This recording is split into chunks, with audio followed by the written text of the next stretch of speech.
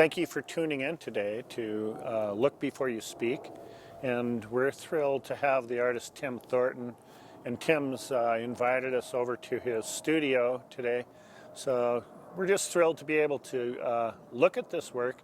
And again, just practice how we are looking at work and remain focused on the work and set aside our instincts for judgment and really begin to look at the work. So thank you so much, Tim, for having us today. My pleasure. Okay. So let's go ahead and go in the gallery and we'll get set up in there.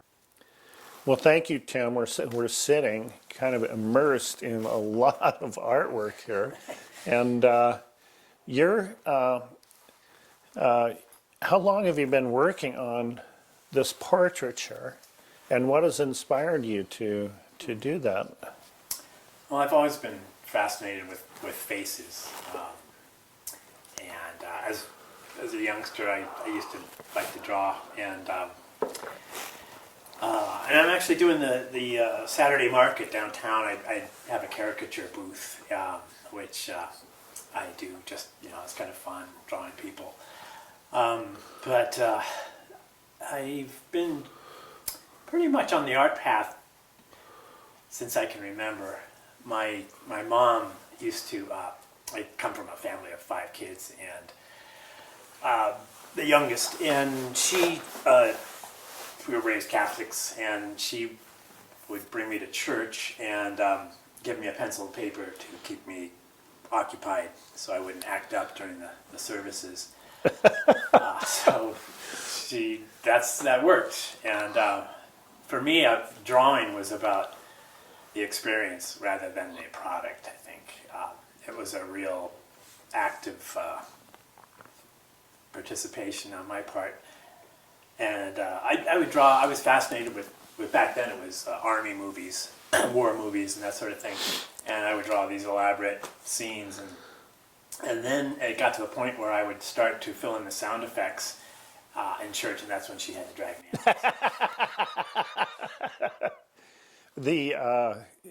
I mentioned to you earlier, one of the emphasis of this program is, and indeed the title of the program is Look Before You Speak. And, we want to really emphasize to people that just take some time and looking at the work before speaking and making a judgment about the work. And we have so many wonderful pieces here and so many different ways in which you've expressed yourself. And you've done printmaking and oil painting and acrylic painting and worked on metal, but the message always seems to be the same. Mm. Yeah, and I think for me, I'm just a real movie person, and having been raised with movies, and I was trying to think of similarities. What's the theme running through the whole thing, and I think it has to do with storytelling and just the story. When I got to Berkeley, California, and went to art school in Oakland, I started being exposed to foreign films, and for the first time, I saw my first Kurosawa film, a Japanese director, and started seeing the similarities in Japanese films, like his samurai films and American westerns, and there were definitely the same themes, but I think it's the story. The story is what always comes back to, and I think that's pretty much international. It's we all share that love of stories. So would you be able to maybe we can focus on one of these particularly and talk about the story behind it? Sure. Yeah. And which one would you like us to? Well, maybe Walter, because I was growing on up, the very end. Okay. Somebody said, "Is that Walt Disney?" The wrong Walter. But it does kind of look like Walt Disney, actually. But it's Walter Cronkite, and Walter Cronkite to me is the last true journalist, or one of the last of a dying breed of journalism. Journalists, especially now, with we're being told that journalists are the enemy. I never saw it that way growing up. My dad would come home from work and we'd watch the CBS newscast, and so Walter was like this. He was almost like a family member. We'd see in our home. He was welcome into our home every day, and I think for me it represents a time of when journalism was real journalism and less about sensationalism. So that piece, the picture of Walter is painted, Walter Cronkite. The images around him are sort of arranged like a clock, and they are silk-screened images that are borrowed from the AP photographs that we've all seen. At 12 o'clock is, of course, the Kennedy motorcade, just before his assassination. And then at 1 o'clock is Lyndon Johnson being sworn in on Air Force One. And of course, as we follow clockwise, we see Jack Ruby shooting Lee Harvey Oswald. And then Martin Luther King giving his "I Have a Dream" speech. Then again, it's images of Vietnam, a wounded veteran being raised to a helicopter. More images of Vietnam with the assassination of a North Korean operative. Then there's a village, a famous photograph of a village that was napalmed, and the children running. Kent State in the 7 o'clock position, and then Martin Luther King's funeral with his two little boys at his coffin. Another assassination with Robert Kennedy, and then we had the moon landing, and of course Nixon's resignation. That pretty much sums up the decade for me as far as the violence and just the nation. And he was quite. I mean, he did go beyond journalism near the end of his life. But I mean, he was a true journalist, and he had the nickname Uncle Walt. Right. He was everybody's uncle. Yeah. Coming into your home, and he was the authority voice. There weren't a lot of different newscasters, No. So. And I remember. I mean, he definitely maintained his objectivity, but there were points like when I was only a 5-year-old when Kennedy was killed, but I do remember when Walter finally broke the news, and being overcome by the emotion, taking his glasses off and having to wipe his eyes. So he was human, and that's what I think we trusted him, and I don't think anybody could ever say that he practiced fake news. Right. Right. There was an authenticity. Yeah. And I noticed that the piece is a combination of painting and screen printing. Right. And how did you get to this point of like mixing the media, and also you have a real affinity for screen printing? I don't usually combine them with painting, but I definitely wanted to, like with the Walter piece, the stripes on the background were supposed to kind of be like the horizontal hold on a television, but it's also the stripes on the flag, and so there were some things I wanted to combine, and also the screen printed images.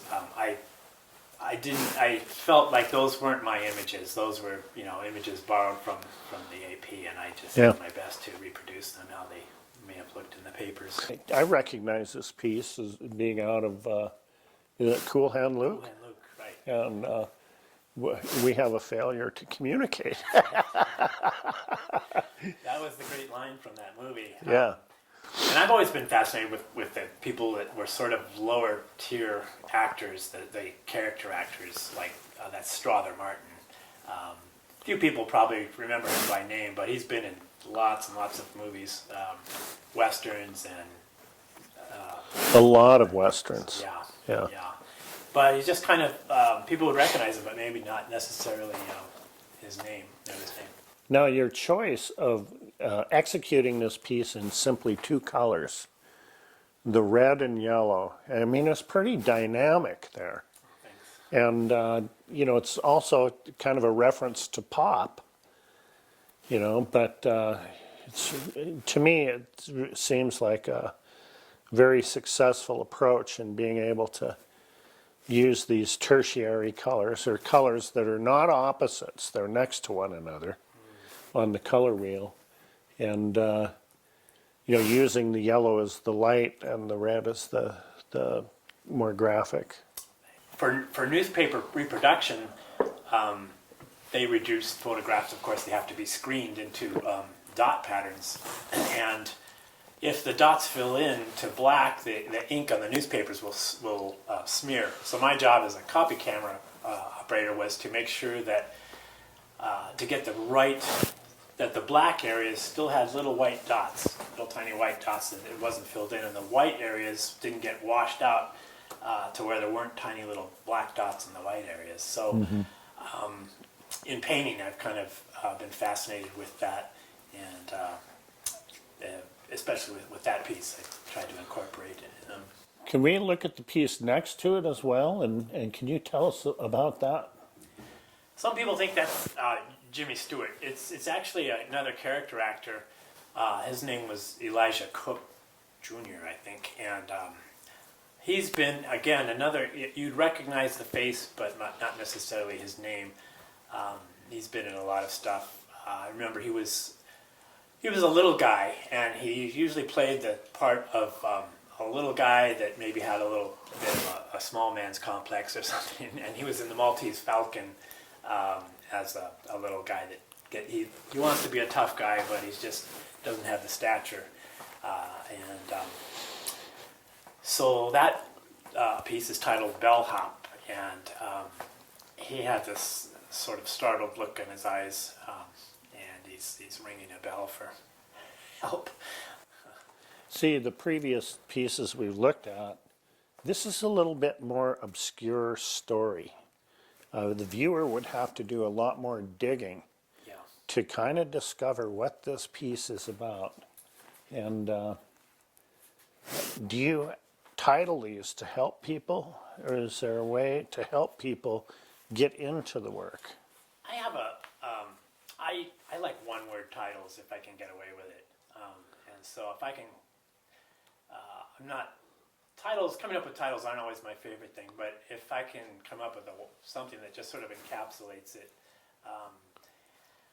but it doesn't, the title Bellhop doesn't really reveal anything about the storyline. It's sort of open-ended, and I do like the open-endedness of a storyline too, where you're left to fill in your own story sometimes.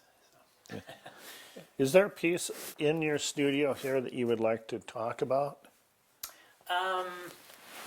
You know, I've been wanting to get back to watercolors, and this piece above the metal piece was something I submitted to the Yellowstone art auction last year, and I realized this piece has problems. It's got some issues with perspective. It kind of went awry, but I do like elements of it. And I had an idea of doing a series on based on Beatles songs. So this title is titled Rocky's Revival. and this one, the story's a little. I mean, if you're familiar with the ballad, the elements are there. Rocky is seen, he's got lipstick smear on his face and a black eye, and an empty bar that looks like it could be, well, hopefully it looks like it could be in South Dakota somewhere, in the Black Hills. But for me, that was, trying to be a little bit more narrative and have the story maybe a little bit, particularly that it's sort of based on a well-known song. So my I haven't gone further with that series, but the next piece was going to be based on Bungalow Bill, and I was going to maybe insert Ernest Hemingway. Yeah. That's another sort of a character actor. He was in Bonnie and Clyde as the young guy. Michael James Pollard was his name. And I like to take actors and sort of create my own stories with them. Sometimes I'll just transplant them into my pieces in this one. Is this Shane? It is, yeah. Oh, okay. Alan Ladd. Alan Ladd, and this is, what's your technique here? You've explained it to me before, but it is, you've done some masking on some metal? Right. I have a background as a scene painter in theater, and I was working as a scenic artist when I lived in the Bay Area, and so they supplied me with some interesting techniques. Occasionally we'd have sets that called for something like rust, and we had recipes for those things. The first metal piece I did was a American flag on steel, and what I like about it is the minimalist. There is no color. I mean, other than the color depends on the rust. It's fairly subtle, but there's the metal of the background. The background metal has been treated with iridescent pigments, so that it depending on the light, it sort of has a color shift. It'll look different in different types of light. But the rust areas are done with gun bluing, of all things. So I will use the gun bluing like I would an ink, and I trace out my design with slate on the steel, and then go back with the gun bluing like I would with an ink. So, And, now, do you mask this off? I do for the background. I masked off the image of Shane and sprayed the background just because that's sealed, and that protects it from rusting further, at least ideally. So the gun bluing, doesn't that create a black surface? It does, and then when that dries, I go over that with peroxide and salt, a mixture of peroxide and Oh, salt. okay. And I'm starting to use some other stuff like vinegar has a similar effect. Does it, and then it just stops and becomes permanent? It does. It's it rusts instantly, and these areas have not been sealed, so there will be some encroachment of the rust into those areas. And I kind of like the idea that it's not a surface on top of the metal like paint. It's actually part of the metal now, so it's like it's eaten into the metal, and it's sort of like one. It's bonded, and it's one surface. So yeah, that I've started sealing them, the later pieces, so that to kind of prevent the rust. And so you seal them with some kind of varnish or? Yeah, Okay. clear sealer. Okay. This piece is the latest, and This is what you're working on now? yeah, and I Okay. don't know. You can probably, I don't know if you can see the lines, but this is I've been looking at some Navajo blankets, and I'm very interested in this box pattern because has sort of a three-dimensional. The diamond. Yeah, okay. And so this would indicate like the areas where there's rust, and then I put gold paint on this other area for the contrast, so that there's sort of a three-color thing on this. Yeah. Three-color working. This I'm not sure if I'm going to go with, but I had this face, and I was wondering if I could insert it in here, and it does kind of fit within the diamond pattern, so I'm going to look at that and decide whether. So you might be executing it with a pretty simplified palette. Yes. Okay. Yeah, there's the piece in that university show that I started introducing some color in with the rust. Okay. And, usually just like one other color, and usually a metallic. Do you look around in the world and see other artists that are working in the same ways that you're working? Like, I mean, this seems very, I guess I'm trying to get at, this is a very innovative way to work. And yeah. Well, I was hoping. I mean, I didn't consciously think, oh, I want to do something that no one else is doing, but I do like that. And The uniqueness of it. yeah, because it has a specific look, and people don't always quite get it when at first glance. So it is something that they have to. Now this seems quite a departure for you, a little bit of a departure from the emphasis on the story. Like the story is a little bit more, as you know, patterning and design do usually relate to a story, but a little bit more removed. Yeah, this pattern, this fascination with pattern is kind of new for me. So I'm still kind of working out how to introduce that into the composition while still having some sort of story around it. But I have been looking at Escher and also Native American imagery and trying to getting away from a little bit from that, from just the straight portraits. Yeah. Wow. Well, and then can we look at this piece briefly? And Sure. who is this? This is, I can take this out of the plastic too, if that is reflections. This is gouache and watercolor. Oh, so And whoa! this is, Look at the vibrancy of that color. this And you is have some complements going on here. yeah, and so- also some I've built up sort of a texture into the background, but with spray, I've kind of concocted a sort of a spray gun using all that, what is that principle where it's just a bent piece of pipe over and you run air through it and it creates a vacuum. An atomizer. Yeah, pretty much an atomizer. Yeah. So this is from Billy the Kid, Pat Garrett and Billy the Kid. And he's kind of an anti-hero, which for me is... Who is the actor that plays? Chris Christopherson. That's Chris Christopherson. Yeah. Okay. Okay. And he plays Billy the Kid. He did, yeah. I'm not sure about the casting because Billy the Kid was probably 10 years younger than he was when he played the character. But I've always been sort of interested in the anti-heroes.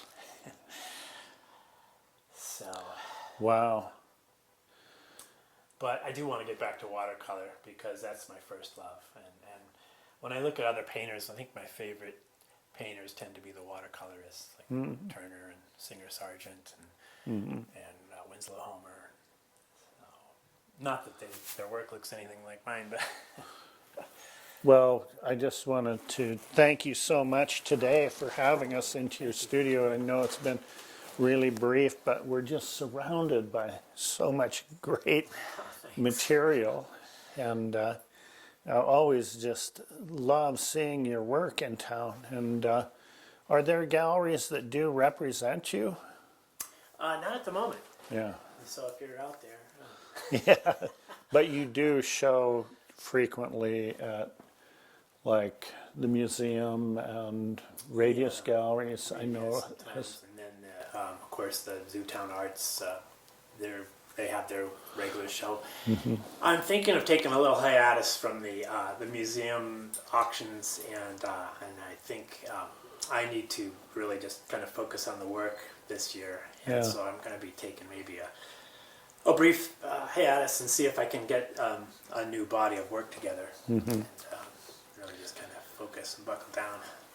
Well, we wanted to thank you so much for allowing us to come into your studio and invade your world.